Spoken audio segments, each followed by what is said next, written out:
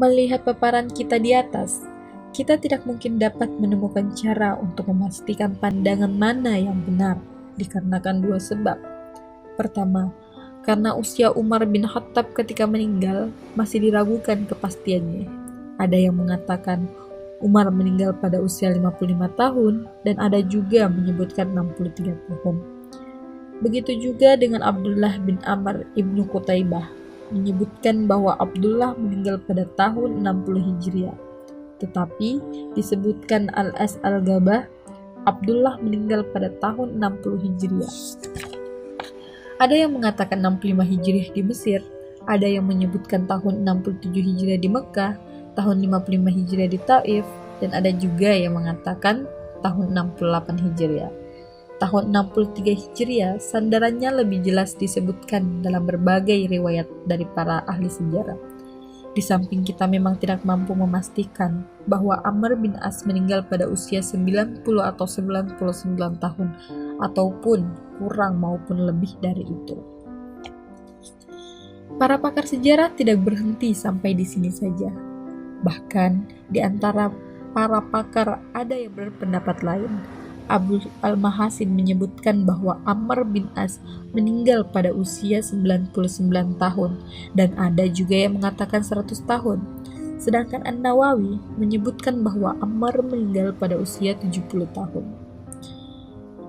Butler lebih menguatkan pendapat An-Nawawi ketimbang pendapat para pakar lainnya dengan alasan: pertama, jika seandainya Ammar meninggal pada usia 90 tahun, kalau begitu, usia ketika menaklukkan Mesir adalah 66 tahun. Menurut saya, usia begitu sudah rentan, di mana usia begitu tidak memungkinkan lagi bagi dirinya untuk memimpin pasukan dan memperoleh berbagai kemenangannya. Pastinya, ia akan merasa sulit untuk terjun langsung pada usia segitu. Kedua, karena kita juga dapat membayangkan bagaimana ia mampu ikut serta ke berbagai medan perang, diplomasi di perang sifin, dan ketika perjanjian tahkim pada usia yang telah mencapai 85 atau 92 tahun. Oleh sebab itu, dugaan yang paling kuat ialah hal ini dikembalikan kepada para pakar sejarah Islam belakangan yang salah mengutip kata 70 tahun menjadi 90 tahun, karena ada kemiripannya pada penulisan kedua kata ini. Kami tidak mengetahui mengapa Butler menganggap jauh kemungkinan Amr bin As sanggup menaklukkan Mesir pada usia yang ke-66 tahun, hanya karena usia segitu akan menyulitkan Ammar dalam melaksanakan penaklukannya. Padahal, kita sendiri telah melihat banyak nama panglima perang dari Eropa, semisal Hindenburg, Moltke, Treater, Force, Gauffin, France, dan lainnya yang terjun ke dalam perang sengit, di mana mereka berhasil memimpin pasukan besar pada saat usia mereka sudah mencapai 60 tahun. Lihat saja Clemenceau, seorang tokoh Prancis yang memimpin pasukan armada seluruh rakyat Prancis sepanjang berlangsungnya perang, sampai-sampai kapal pasukan tersebut terdampar di pesisir pantai As-Salamah. Padahal saat itu, ia sudah tua dengan usia lebih dari 70 tahun. Kami sendiri telah melihat setahun yang lalu dengan tubuhnya yang telah dipenuhi uban di kepala dan kumisnya. Sekarang, ia tengah berkoar-koar di berbagai negara Timur Tengah dan berpidato mengenai perluasan imperialisme yang dilakukan oleh negara Prancis. Sejarah telah mencatatkan bagi kita betapa banyaknya orang terdahulu yang terjun ke kancah peperangan, padahal usia mereka lebih dari 70 tahun. Amr bin Ma'ad pernah mengempur Az-Zubaidah, termasuk dari panglima yang memberi serangan bagus pada perang Qadisiyah. Ia menghadapi musuh dan menyambit mereka melalui pedangnya. Padahal usianya sudah mencapai 100 tahun dengan gairah, keberanian, keteguhan, dan kekuatan yang melebihi para pemuda. Oleh sebab itu, perkataan Butler yang menyangka kesanggupan Ammar bin As menaklukkan Mesir pada usia 66 tahun tidak dapat diterima. Karena apabila kita menerima argumen yang diberikan oleh Butler, kalau begitu Ammar melakukan penaklukan kedua kalinya terhadap Mesir harus pada usia 66 tahun juga, yaitu 4 tahun sebelum usianya yang ke-70. Karena itulah kami tidak menyangkal bahwa Amr bin As meninggal pada usia 90 tahun kurang lebih. Inilah usia yang kami pilih, bisa jadi lebih atau kurang setahun atau 2 tahun dari usia tersebut. Adapun pandangan Ibnu Qutaibah yang menyatakan Abdullah bin Amr lebih muda 12 tahun usianya daripada ayahnya, kami merasa ragu terhadap validitas riwayat tersebut, karena tidak masuk akal ibu Abdullah hamil di saat usia ayahnya kurang lebih 11 tahun. Pertumbuhan Amr. Kediaman Amr termasuk di antara rumah yang memiliki kehormatan, kemuliaan, dan wibawa yang tinggi. Tidak diragukan lagi, Ammar menjadi pemuda di bawah asuhan ayahnya dan tumbuh bersama anak-anak bangsawan lainnya di Mekah, di mana mereka adalah anak-anak yang ayahnya sangat menghindari berbagai perilaku rendahan dan mendidik anak-anak mereka dengan norma-norma mereka. Mereka mengajarkan anak-anak mereka kepribadian yang mulia dan perbuatan terpuji, karena wibawa dan kehormatan mereka akan terus dilanjutkan. Di sisi lain, Mekah sebagai negeri mereka adalah pusat interaksi dunia perdagangan dan moral di Hijaz. Negeri mereka itu adalah tujuan seluruh bangsa Arab dari segala penjuru pada saat musim haji, sehingga masing-masing mereka dapat menyerap berbagai tingkah laku sosial satu sama lainnya, saling menyenandungkan syair-syair keberanian mereka, dan saling menceritakan kemuliaan nenek moyang serta ketinggian nasab mereka. Setiap fenomena sosial dan moral yang ada tersebut akan tertanam di dalam jiwa-jiwa anak-anak mereka, yang akhirnya memiliki keahlian yang jarang ditemui, berkepribadian tajam lagi berkilau, berwatak terpuji, berkarakter tinggi, sehingga mendorong mereka untuk melakukan berbagai perbuatan baik dan tujuan yang mulia. Akan tetapi, di sini bukan tempatnya membahas perkembangan Amr dalam hal ilmu, karena pertumbuhan dari segi ini belum ada pada saat itu. Sebab, bangsa Arab pada zaman tersebut tidak memiliki perhatian terhadap berbagai ilmu. Walaupun demikian, Amr mahir menulis dan membaca, dan kita ingin sekali mengetahui kapan dan bagaimana ia belajar hal tersebut. Namun, para ahli sejarah tidak menyebutkan sedikit pun mengenai hal tersebut kepada kita. Mungkin dapat kita bayangkan bahwa Ammar dapat menulis dan membaca setelah ia berada di usia muda dan sibuk di dunia perdagangan. Kita belum bisa mengambil kesimpulan pada masa itu bahwa di Mekah ada pembelajaran menulis dan membaca untuk anak-anak di sana. Yang kita ketahui sebatas seorang penduduk Mekah akan bersyair pada saat dibutuhkan saja, yang karena itu ia baru mau belajar. Kendati demikian, sejarah menjelaskan kepada kita bahwa Ammar bin As radhiyallahu an lumayan mahir dalam bersyair. Diriwayatkan bahwa ia banyak memiliki syair yang bagus, meskipun sejatinya para perawi atau periwayat hampir tidak ada yang meninggalkan seorang pun dari sahabat Nabi, kecuali mereka telah menukilkan masing-masing syair yang berasal dari sahabat. Ammar radhiyallahu an juga terkenal fasih dan lihai dalam berbicara. Hal ini dibuktikan melalui ucapan ketika Muawiyah mengajaknya bermusyawarah tentang perkara Abdullah bin Hashim bin Utbah bin Malik bin Abi Waqqas, di mana ayahnya adalah salah seorang pasukan Ali di Siffin. Ammar radhiyallahu an memutuskan agar Abdullah dibunuh saja, namun Muawiyah berpandangan agar ia dimaafkan.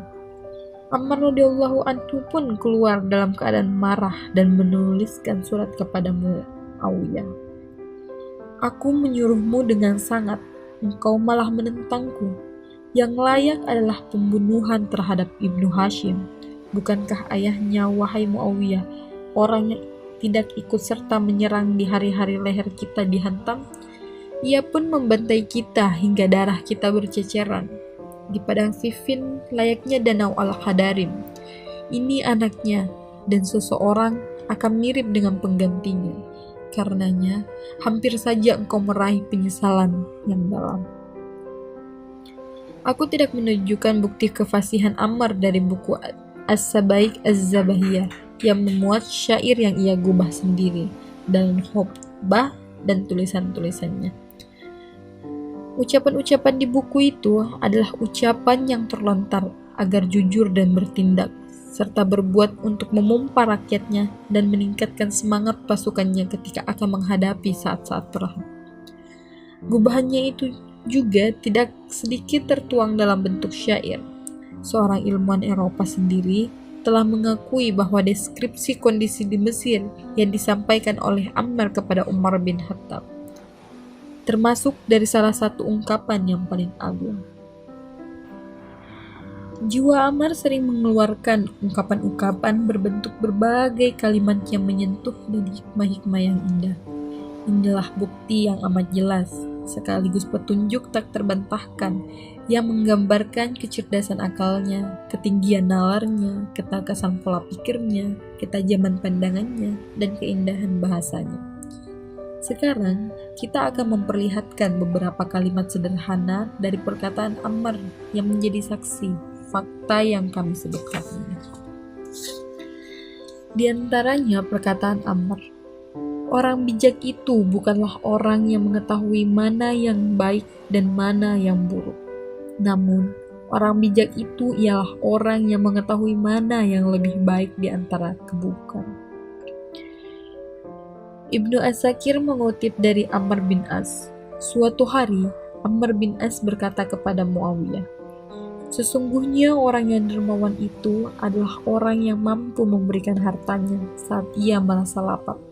Sedangkan orang bahal itu adalah orang yang sanggup memberi ketika ia sudah kenyang. Maka, penuhi kebutuhan orang yang dermawan dan binasakanlah orang yang bakhil. Hisham Al-Kalbi meriwayatkan, Muawiyah berkata kepada Ammar bin As, siapakah manusia paling cerdas? Ammar menjawab, orang yang pandangan akalnya dapat menolak keinginan hawa nafsunya. Muawiyah bertanya lagi, siapakah manusia paling dermawan? Ia menjawab, orang yang rela mengorbankan dunianya demi kepentingan agamanya. Muawiyah bertanya lagi, siapakah orang yang paling berani? Ia pun menjawab, orang yang membalas siapapun yang menganiaya dirinya dengan kelembutannya. Di antara kata-katanya yang mempesona lagi, ialah riwayat yang dibawakan oleh pengarang As-Siraj Al-Muluk, yaitu, matinya 1000 orang yang beradab lebih kecil mudaratnya ketimbang tenannya satu orang yang dungu. Begitu juga yang diriwayatkan oleh Al-Mubarrad ketika Ammar bin As radhiyallahu anhu berkata kepada Muawiyah dalam menggambarkan karakter Abdul Malik bin Marwan. Darinya diteladani 3 hal yang ditinggalkan 3 hal. Ia dapat menarik hati orang banyak ketika ia berbicara, mendengar dengan baik apabila diajak berbicara, dan lebih memilih paling ringan antara 2 perkara apabila ia ditentang. Ia ditinggalkan karena kelicikannya, karena kegemarannya bergaul dengan orang-orang bakhil, dan dijauhi apabila ia beralasan, seperti perkataannya, aku katakan kepadanya, jauhilah segala apapun yang membuatmu dicela, orang merdeka hanyalah yang bebas. Ammar radhiyallahu an juga pernah berkata ketika ia memandang binatang tunggangannya, lalu mengikat kepala binatang itu karena sudah tua. Ada yang mengatakan kepadanya, bagaimana engkau bisa menunggangi binatang selama ini, padahal engkau adalah pemimpin Mesir? Ia menjawab, aku tidak akan bosan menggunakan tungganganku selama ia masih mampu membawaku. Begitu juga istriku, selama ia masih berbuat baik kepada keluargaku maupun temanku, selama ia tetap menjaga rahasiaku. Sesungguhnya rasa bosan atau muak hanya terhadap para pendusta. Begitu juga perkataan Ammar, ketika aku mau menceritakan rahasiaku kepada temanku, lalu ia berani menyebarkannya, maka ia sedang berada dalam masalah. Ada yang bertanya, bagaimana bisa demikian? Ammar menjawab, karena akulah yang paling berhak menjaga untuk rahasiaku itu. Di antara riwayat tentang Amr yang membuktikan keilmuannya, nalarnya, dan jauhnya ia dari sifat dungu ialah ketika ia sedang berada di Iskandaria. Waktu itu di sana sedang terjadi gerhana bulan. Seorang penduduk di sana berujar kepadanya, "Seorang jin dari kota ini bercerita kepada kami bahwa bulan akan gerhana menutupi malam ini." Seorang sahabat Nabi menimpali, "Musuh Allah itu telah berdusta. Beginikah mereka yang masih mengetahui apa-apa yang di bumi, lalu merasa lebih tahu terhadap apa yang ada di langit?" Ammar tidak begitu menanggapi perkataan penduduk tersebut. Ia hanya berkata, "Sesungguhnya perkara gaib itu ada 5. Selain dari kelima itu adalah sesuatu yang bisa jadi diketahui sebagian orang dan tidak diketahui oleh sebagian lainnya." Kemudian Ammar membaca ayat, "Sesungguhnya hanya di sisi Allah ilmu tentang hari kiamat, dan Dia yang menurunkan hujan dan mengetahui apa yang ada di dalam rahim. Dan tidak ada seorang pun yang dapat mengetahui dengan pasti apa yang dikerjakannya besok. Dan tidak ada seorang pun yang dapat mengetahui di bumi mana dia akan mati. Sungguh Allah Maha Mengetahui, Maha Mengenal." Lihatlah bagaimana Ammar menyangkal argumen lelaki itu dengan dalil nakli tersebut. Kata-katanya itu menunjukkan kedalaman pemahamannya terhadap kitab Allah dan termasuk salah seorang sahabat yang unggul dalam ilmu. Kata-katanya itu juga sebagai bukti bahwa apabila akal seseorang sudah biasa berkembang dan matang, akan mudah baginya memahami karakter seseorang dan banyak memahami berbagai karakter benda-benda alam semesta. Tampaknya Ammar radhiyallahu anhu sudah berkecimpung dalam dunia perdagangan sejak ia masih kecil. Ia sering mengadakan perjalanan dagang ke Syam, Habasyah, Mesir, dan lain sebagainya. Ia juga berinteraksi dengan berbagai jenis suku yang membuatnya bisa mendulang banyak manfaat untuk mengenal lebih jauh corak sosial dan norma-norma yang ada pada masing-masing tersebut. Tentu pengalamannya itu sangat berpengaruh dalam membuka pola pikirnya dan menambah kecerdasannya serta memberi banyak manfaat dalam ingatannya. Akan tetapi, akan tampak juga bagaimana kegiatannya sehari-hari selain dari kegiatan berdagang. Bahkan, ternyata Ammar radhiyallahu an adalah seorang penyair, diplomat ulung, dan pemimpin andal. Orang Arab menghitungnya termasuk dari jajaran para politikus bangsa Arab, pembesar sekaligus cendekiawan mereka.